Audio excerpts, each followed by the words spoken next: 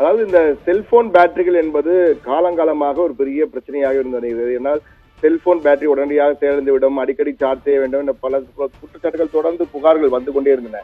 அதற்கெல்லாம் தீர்வு காணும் வகையிலே தற்போது அதி அற்புதமான பேட்டரியை கண்டுபிடித்திருக்கிறார்கள். BV60 என்ற வகை, BV100 என்ற ஒரு சிறிய வகை பேட்டரி. இது அணு ஆற்றலில் இயங்கக்கூடிய ஒரு பேட்டரி ஆகும். இந்த பேட்டரி ஒரு முறை முதலிலே சார்ஜ் செய்துவிட்டால் 50 ஆண்டுகளுக்கு, குறைந்தபட்சம் 50 ஆண்டுகளுக்கு பேட்டரி மீண்டும் சார்ஜ் செய்ய வேண்டிய அவசியமே இல்லை. ஏனால் 50+ இயர்ஸ் லைஃப் இருக்கக்கூடிய ஒரு பேட்டரியாக இருக்கிறது. இந்த பேட்டரிகள் ஐசோடோப்புகள் மூலமாக உருவாக்கப்படுகிறது. அதாவது நிக்கல் என்ற தனிமம் இருக்கிறது. தனிமத்துடைய ஐசோடோப் தான் நிக்கல் 60 Ni63 என்று அழைப்பார்கள். நிக்கல் 63 ஐசோடோப் என்று பெயர். இந்த ஐசோடோப் மூலமாக உருவாக்கப்படுவதுதான் இந்த BV100 பேட்டரி.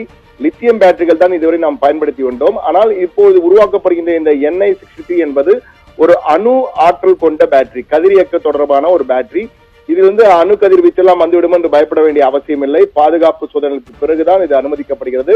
இது இன்னும் நடைமுறைக்கு வரவில்லை. இது சீனாவில் உள்ள ஒரு ஸ்டார்ட் அப் நிறுவனம், பீட்டா வோல்ட் என்ற ஒரு ஸ்டார்ட் அப் நிறுவனம் இந்த BV100 என்ற பீட்டா வோல்ட் 100 என்ற பேட்டரியை கண்டுபிடித்திருக்கிறார்கள்.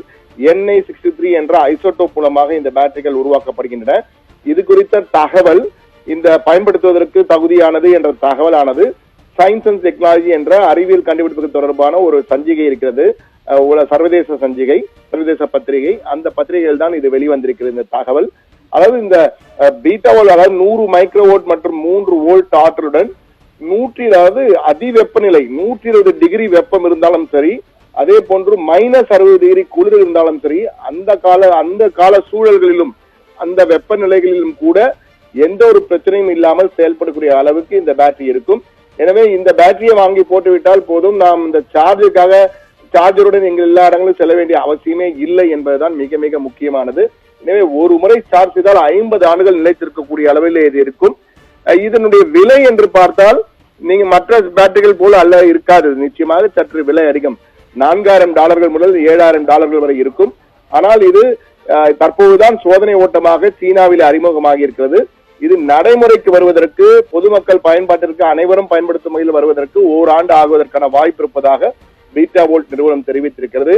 இந்த அணுசக்தியால் அதிக மின்சாரம் உற்பத்தி செய்யப்பட்டு 50 ஆண்டுகளுக்கு சார்ஜ் செய்யாமல் அல்லது பராமரிப்பே இல்லாமல் ஒரு நிலையான மின்சாரத்தை, இந்த குறு மின்சாரத்தை இந்த பேட்டரியால் உற்பத்தி செய்ய முடியும் என்று கூறப்பட்டிருக்கிறது.